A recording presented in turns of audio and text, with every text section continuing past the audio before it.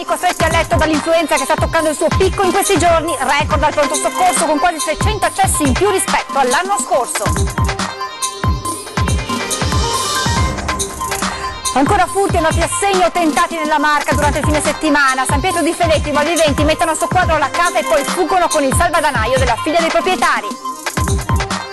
Nel pomeriggio a Preganziò l'ultimo saluto a Elena Zora, stroncata a soli 34 anni da un tumore al seno. Per 7 anni ha lottato con coraggio e determinazione contro il male.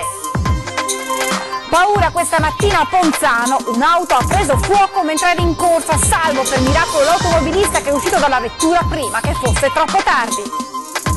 Nuovi lavori in corso in Piazza Duomo a Treviso, negozianti e baristi preoccupati che possano ripetersi i disagi vissuti con il cantiere di novembre.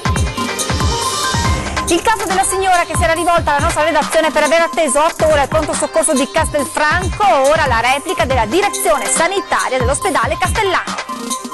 600 metri di strada comunale a Breda di Piave disseminata di profonde buche, i residenti è molto pericoloso e chiedono ora al comune di intervenire. Dopo il sindaco uscente di Treviso Giovanni Manildo, stasera ospita 20 e 10 lo sfidante alle prossime amministrative Mario Conte, candidato del centrodestra. Telespettatori di Antenna 3, buonasera e ben trovati con le notizie da Treviso e provincia. Lo avete sentito anche dai nostri titoli, in primo piano il picco influenzale arrivato in questi giorni che blocca a letto migliaia di trevigiani, numeri da record di accessi al pronto soccorso e di ricoveri. Quasi 600 accessi in più in pronto soccorso e un aumento di quasi 100 ricoveri rispetto allo stesso periodo dell'anno passato.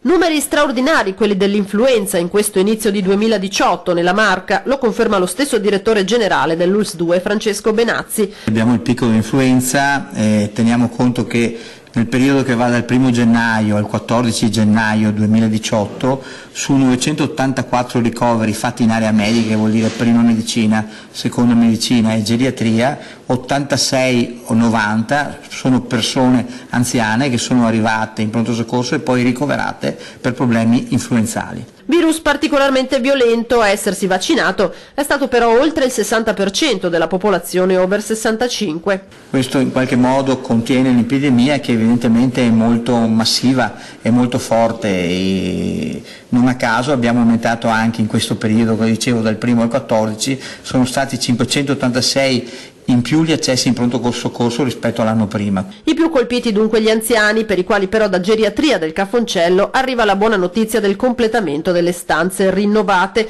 La CGIL aveva duramente attaccato l'ULSS per la presentazione solo di facciata del 2 gennaio. In realtà in quella stessa sede era stato annunciato che sedie, armadi e comodini sarebbero stati montati il 15 gennaio al rientro dalle ferie delle aziende fornitrici. Non ha senso fare polemiche perché siamo tutti interessati in primis al bene del paziente e del cittadino e poi al bene dei nostri collaboratori e chi lavora con noi. Svolta decisiva per un reparto finito fin troppo, dice il primario, nella bufera. La problematica clinica non è mai stata eccepita da nessuno. Problematiche erano di altro tipo e che adesso si stanno risolvendo e che in parte sono state già risolte. Una grande notizia, così il sindaco di Treviso Giovanni Manildo all'annuncio dell'entrata della città nella short list delle 10 città che si contenderanno il titolo di capitale della cultura nel 2020. Quello di oggi è già un grande risultato, sottolinea il primo cittadino, reso possibile grazie all'intenso lavoro coordinato dall'assessore ai beni culturali Luciano Franchini e realizzato da tante forze vive della città. Un dossier, continua Manildo, che ha già ottenuto un primo risultato e che ha già fatto conquistare a Treviso un posizionamento importante. Comunque andrà, la città ora può contare su un progetto organico di sviluppo, un acceleratore culturale. Siamo ora alla cronaca, ancora furti e tentati furti nella Marca durante il fine settimana. In un caso i ladri se ne sono andati portando via il salvadanaio della figlia dei padroni di casa. Una sicurezza che sembra rimanere solo nelle statistiche, perché poi quello che accade un po' in tutta la Marca mostra un'altra faccia della medaglia. Cittadini in balia di ladri senza scrupoli, pronti a tutto pur di portar via anche pochi spiccioli, come è accaduto ieri sera a San Pietro di Feletto, in località Casotto, dove i ladri sono riusciti ad introdursi in un'abitazione rompendo gli scuri e una finestra. Una volta in casa hanno passato a setaccio tutte le stanze, dalle camere al salotto. Alla fine i malviventi se ne sono andati, portando con sé addirittura il salvadanaio della figlia dei proprietari, all'interno qualche decina di euro, ritrovato poi stamane abbandonato in un campo poco distante. Alcuni giorni fa, sempre in quella zona, i ladri avevano messo a segno un altro colpo. Anche in quel caso, dopo aver messo sottosopra tutte le stanze, erano fuggiti con qualche monile in oro. In entrambe le circostanze i padroni di casa non erano fortunatamente presenti, ma sempre più spesso i malviventi entrano in azioni incuranti che in quel momento vi siano o meno persone all'interno. È quanto accaduto sempre ieri sera, ma ad una 60 di chilometri di distanza, a Treviso, in zona Castellana, ad una coppia che si trovava nella propria abitazione quando improvvisamente ha avvertito uno strano rumore provenire dalla porta finestra. Quando i coniugi sono andati a vedere cosa stesse accadendo, hanno scorto due persone che stavano probabilmente tentando di rompere il vetro per introdursi nella casa, ma alla vista dei proprietari sono fuggiti. Immediata la chiamata alla polizia, che in pochi minuti è intervenuta in zona con una volante, ma dei due più nessuna traccia. Sono stati celebrati nel pomeriggio a Preganziol i funerali di Elena Zora, morta a soli 34 anni per un tumore al seno. Una forza e una determinazione che non sono bastate ad Elena Zora per sconfiggere quel male che 7 anni fa era entrato nella sua vita. Lei, 34 anni, studentessa universitaria, anche di fronte alla diagnosi di tumore al seno non si era battuta e aveva iniziato a lottare tra interventi e terapie. Inizialmente la prognosi sembrava buona, anche i medici speravano che la malattia fosse in regressione e che il peggio fosse alle spalle. Poi, purtroppo, negli ultimi mesi il cancro è tornato in tutta la sua aggressività e venerdì Elena si è spenta. Inconsolabile il dolore per i genitori e il fratello della 34enne che le sono stati accanto durante questo lungo percorso fino agli ultimi giorni. Oggi l'ultimo saluto a Preganziol, dove Elena viveva e dove verrà salutata dalle tante persone che hanno conosciuto questa ragazza dal sorriso radioso e dal grande coraggio. Un'auto ha preso fuoco in corsa, è accaduto a Ponzano in via Schiavonesca questa mattina poco prima delle 7. Salvo ed illeso l'automobilista della Fiat Punto che è riuscito a scendere dalla vettura. Le fiamme si sono innescate in un attimo e hanno avvolto la macchina. Immediata la chiamata ai vigili del fuoco che sono intervenuti subito spegnendo l'incendio e mettendo in sicurezza la zona. L'auto alimentata a GPL è rimasta completamente distrutta. E tragedia sfiorata sul Grappa nel Trevigiano, dove un 69enne è ruzzolato per una 60 di metri. È scivolato affrontando un ripido pendio, ruzzolando per una 60 di metri. Un 69enne di Altivola è stato ricoverato ieri d'urgenza all'ospedale di Treviso dopo la rovinosa caduta in zona Malga Valveccia, Cimagrappa, nel territorio comunale di Paderno. Erano circa le 9 di ieri mattina quando è scattato l'allarme ai soccorritori. Il 69enne, alle prese con un'escursione, è stato tradito dalla neve ghiacciata. L'incidente a est del rifugio Bassano. Nel frattempo sono intervenuti gli stessi amici con cui stava passeggiando, alcuni dei quali volontari dell'associazione Alpini. Sul posto i sanitari del SUEM di Crespano e una squadra del soccorso alpino della Pedemontana del Grappa. Per il 69enne traumi alla testa, al volto e alla schiena. In zona c'era una fitta nebbia, impossibile far avvicinare l'elicottero di Treviso Emergenza. È stato quindi necessario imbarellare il ferito e sollevarlo fino a riportarlo dove l'ambulanza potesse raggiungerlo. Con il mezzo il 69enne è stato poi accompagnato all'elicottero e trasportato in condizioni serie al Cafoncello. Ha perso l'intero carico sulla strada, è accaduto lungo la provinciale 138 in via della Barca a Conegliano. Un camion trasportava materiale ferroso quando ad un tratto, mentre stava percorrendo la strada, ha perso appunto l'intero carico. Sul posto sono intervenuti i vigili del fuoco e la polizia locale. Per permettere la rimozione del materiale dalla carreggiata è stata modificata la viabilità, provocando code e rallentamenti sulla provinciale. Sulla dinamica dell'accaduto stanno facendo accertamenti le forze dell'ordine. Siamo ora alla politica, si avvicina sempre più la data del 4 marzo con le elezioni politiche. Paolo Feltrin, politologo, ha elaborato delle stime su quello che potrebbe essere l'esito del voto.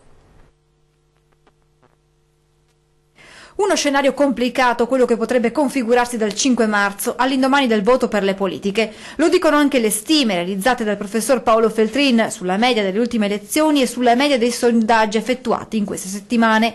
I risultati sembrano lasciare aperti i giochi anche una volta chiuse le urne. Il centrodestra sarà la prima coalizione con circa 280 seggi, 36, 37, 38% dei voti. Movimento 5 Stelle primo partito col 27, 28, 29% e con 136 seggi, 135, 140 seggi.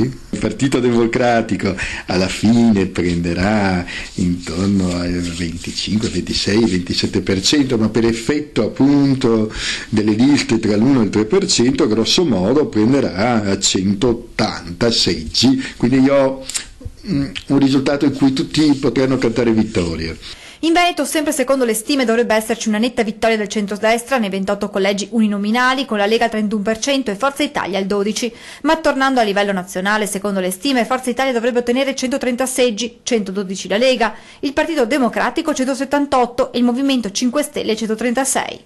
La cosa interessante sotto questo profilo è che la somma di Partito Democratico e Forza Italia supera i 300 seggi, quindi non si avvicina alla maggioranza assoluta che nel Parlamento è 630 diviso 2 315. Insomma, secondo le proiezioni, i risultati del voto non consentirebbero di avere una maggioranza con i numeri per governare. L'ipotesi che una coalizione da sola riesca ad avere la maggioranza non è plausibile. Tuttavia è possibile immaginare composizioni di coalizioni specie nell'ipotesi di una legislatura costituente. I numeri consentono qualche ipotesi di larghe coalizioni alla tedesca. Torniamo a parlare dello scandalo caporalato in Veneto, perché dai vertici regionali della Confartigianato arriva un grido d'allarme che è però allo stesso tempo anche un appello alla politica. Visto che fra poco andremo anche a votare, che si dia azione non al reddito di cittadinanza ma alla dignità del lavoro in senso generale, sia esso manuale, intellettuale e di qualsiasi tipo e di qualsiasi persona. Un vero e proprio appello alla politica a meno di 2 mesi dalle elezioni. Chiunque vinca ridia dignità al lavoro, perché casi come quelli scoperchiati dalla Guardia di Finanza qualche giorno fa non possano ripetersi. 28 aziende venete su 37 coinvolte nello scandalo del caporalato, 17 di queste nella Marca. Lavoratori senza diritti utilizzati dalle aziende che macchiano il buon nome di un'intera categoria, e non solo il buon nome. È una concorrenza sleale, ma è soprattutto, credo, in questa fase dove noi vogliamo riprendere un po' il ruolo del lavoro in senso generale, è anche un elemento che danneggia le persone e soprattutto l'immagine del lavoro. Una piaga non giustificabile. Noi abbiamo, è vero, delle difficoltà a reperire manodopera di un certo tipo, perché i nostri giovani magari non si approcciano più a determinati mestieri, ma questo non toglie che se anche le persone sono diverse da noi per lingua, per provenienza, che nel posto del lavoro abbiano la stessa dignità e la stessa attenzione. Solo le istituzioni possono correggere il tiro, dice Sartor, per non lasciare il fianco scoperto ai furbi, ma per far ciò bisogna combattere le storture burocratiche dell'attuale sistema. Il paradosso è che magari si corre il rischio di pagare di più un errore formale, diciamo in una comunicazione, un ritardo di un dipendente stabile, piuttosto che magari quello che pagheranno queste imprese che hanno fatto del lavoro una speculazione, diciamo, non seria. Andiamo ora in centro a Treviso, dove nuovi lavori sono in corso in piazza Duomo, e così baristi e negozianti drizzano le antenne dopo i disagi causati dai cantieri dello scorso novembre. Piazza Duomo ricompaiono camion e ruspe. Il cantiere questa volta è dell'Alto Trevigiano, che da oggi e fino a cessate esigenze interverrà sulle condotte sotterranee. 8 gli stalli occupati davanti al Vescovado, commercianti e baristi drizzano le antenne dopo i 40 giorni di passione prima di Natale del cantiere per il rifacimento del porfido, che ha costretto alla chiusura della piazza stessa.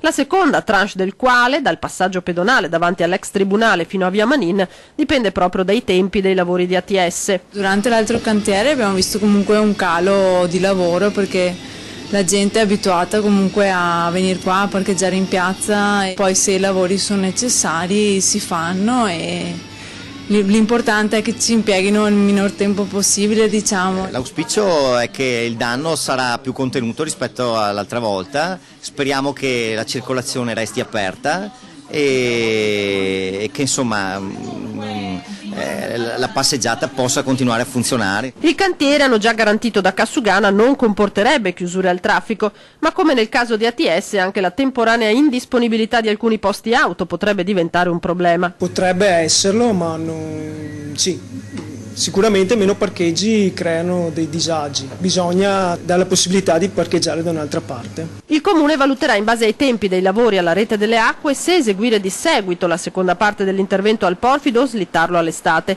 Cantiere, quello partito stamattina, preceduto dall'equivoco sulla data sbagliata riportata sui cartelli di avvio lavori. Noi già stamattina abbiamo mandato una lettera al sindaco e all'amministrazione per scusarci, per cui credo che questa è stata una questione che mi assumo assolutamente tutta la responsabilità, ma la cosa è già chiusa. Lo stesso Presidente garantisce tempi celeri per l'intervento. Un arco di pochi giorni verrà finito quell'intervento urgente che è da fare. Vi ricordate il caso della signora Anna che si era rivolta alla nostra rubrica Lo dico ad antenna per aver atteso 8 ore al pronto soccorso di Castelfranco? Oggi la risposta della direzione sanitaria dell'ospedale castellano. La signora Anna aveva chiamato la nostra rubrica Lo dite d'antenna per segnalare l'odissea al pronto soccorso di Castelfranco. Medicata per un piccolo incidente, aveva dovuto attendere 8 ore per poter avere i referti e andare via. Oggi la risposta del direttore sanitario dell'ospedale castellano, Chiara Berti. Abbiamo fatto un'analisi del caso e abbiamo visto che la signora, che era arrivata verso l'1 del pomeriggio con un codice bianco, è stata vista subito. La problematica era una problematica appunto da codice bianco. È stata mandata a fare le radiografie, è stata effettivamente rivista alle ore 17, per cui c'è stato un lasso di tempo un po' lungo. Poi però, sottolinea il direttore sanitario, alle 17 è stata presa in cura anche dall'ortopedico che doveva fare la consulenza. Alle 19 è stato chiuso il suo accesso, una giornata, fra l'altro, ci dice, particolarmente impegnativa. È una giornata particolarmente pesante perché abbiamo avuto 100 accessi in pronto soccorso, quando mediamente ne abbiamo 70-80, e abbiamo avuto 2 codici rossi e 23 codici gialli, per cui c'era affollamento e anche c'erano casi di particolare complessità assistenziale. La signora Anna, fra l'altro, metteva in evidenza il fatto che questa situazione si era ripetuta anche in altre occasioni. A questo il direttore sanitario dice di far sapere quali casi, così da poter verificare. E se anche voi avete problemi di servizi di qualsiasi natura che volete segnalare alla nostra rubrica Lo dico ad antenna, potete farlo inviando un sms o WhatsApp al 351 17 55 340, scrivendo una mail a redazione@antenna3.it o ancora lasciando un messaggio alla segreteria telefonica che risponde al numero 0422 02 30 898. Adesso ci fermiamo per qualche minuto di pubblicità e poi subito dopo un'altra segnalazione sempre giunta alla nostra rubrica. A tra poco.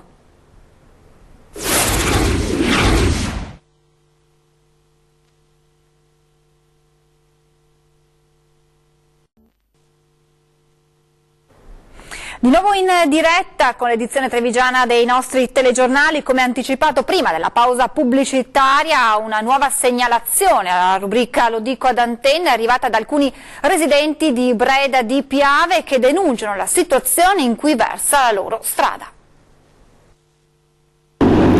Via Sauride, Breda di Piave, 600 metri di strada comunale, unica alternativa per una decina di famiglie, ma i residenti per entrare e uscire di casa sono costretti a zigzagare tra profonde buche disseminate lungo la via. Piove quasi come un lago, perciò insomma adesso l'hai anche asciutta, però piove, tutte quante buche che se là e macchine viene fuori una cosa indecente, molto pericoloso. Mia sorella che ha 2 bambine che vanno a scuola, quindi tutti i giorni deve passare per questa stradina, non è insomma una cosa semplice, una cosa facile, quindi non è, insomma i disagi ci sono. A questo punto dobbiamo anche sostituire le macchine perché qua rompiamo l'asse della macchina. Un problema non certo recente ma che risale a diversi anni fa quando i residenti organizzarono una raccolta firme. Il pulmino che doveva passare per accompagnare i bambini all'asilo era talmente disagiata la strada che era impossibile passare, era rischioso, c'è sempre stato questo problema e non è mai stato affrontato in maniera definitiva. Solitamente, spiegano qui, 2 volte all'anno vengono gli operai del comune a gettare ghiaia per coprire le buche. Dall'anno scorso, dai primi dell'anno scorso. Perciò è già passato un anno e ancora non è fatto niente. I residenti, che se da un lato si dicono consapevoli che difficilmente la strada verrà asfaltata, dall'altra chiedono almeno degli interventi tampone. Chiediamo che una o 2 volte all'anno venga sistemato il fondo. Oggi è il Blue Monday, il giorno più triste dell'anno, ma per molti trevigiani si tratta solo di una sciocchezza. Lunedì 15 gennaio è il Blue Monday, il giorno più triste dell'anno. È il giorno più triste dell'anno. Addirittura. E tanti giorni tristi ormai. L'origine di questa celebrazione è inglese. Secondo alcune statistiche, questa deprimente giornata si accumula mettendo insieme condizioni meteo sfavorevoli, le giornate corte, i festeggiamenti natalizi ormai alle spalle, i sensi di colpa per aver speso troppi soldi durante le vacanze o mangiato troppo e infine il lavoro che è ricominciato freneticamente. Sono in molti però a pensare che sia solo una sciocchezza. Io lo trovo una giornata come un'altra, non ha grande importanza. Per me è tutto uguale giornate. Per me invece è un bel giorno, una bella giornata. E per consolarsi allora cosa fa? Niente, passiamo una bella partita di carte, da bere qualcosa in compagnia. La giornata non è più triste? La giornata non è più triste. Niente musi lunghi allora. Per molti commercianti questo lunedì nero è un'occasione per dispensare consigli su come tirarsi su di morale, dalle agenzie di viaggi alle offerte commerciali imperdibili, ai vari cibi da consumare. Insomma, alla fine di tutto sembra soltanto un'ennesima trovata pubblicitaria. La politica protagonista della serata di Antenna 3 a partire da 20:10 si parlerà delle amministrative a Treviso, come annunciato ospite in studio Mario Conte, candidato del centro-destra per l'amministrativa appunto di Treviso, insieme a lui Paolo Calia, giornalista del Gazzettino. A seguire poi alle 21:15 Ring, la politica alle corde, le elezioni politiche del 4 marzo, se ne parlerà insieme a Jacopo Berti del Movimento 5 Stelle, Alberto Villanova della Lega Nord e ancora Laura Puppato del Partito Democratico ed Enrico Zanetti di Noi con l'Italia. Con le notizie da Treviso e provincia ci fermiamo qui, vi lascio come sempre alle previsioni meteo per le prossime ore, io vi ringrazio per averci seguito e vi auguro un buon proseguimento di serata. Arrivederci.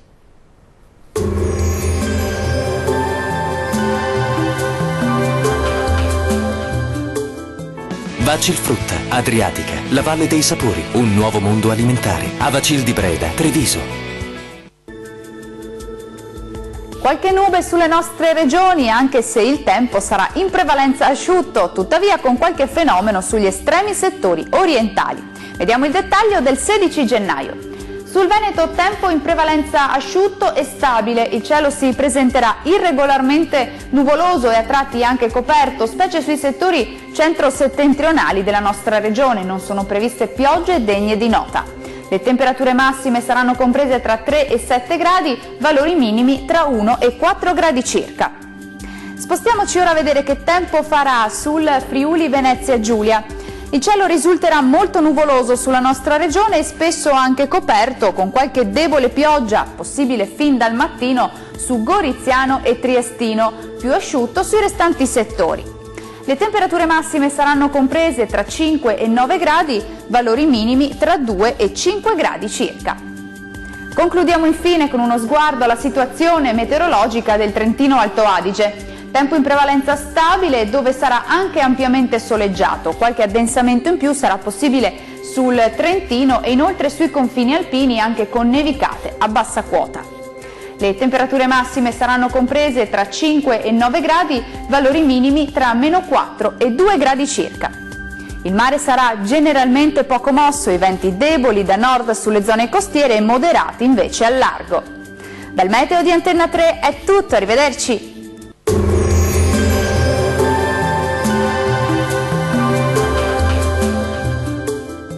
Vacil Frutta, Adriatica, la Valle dei Sapori, un nuovo mondo alimentare. Avacil di Breda, Treviso.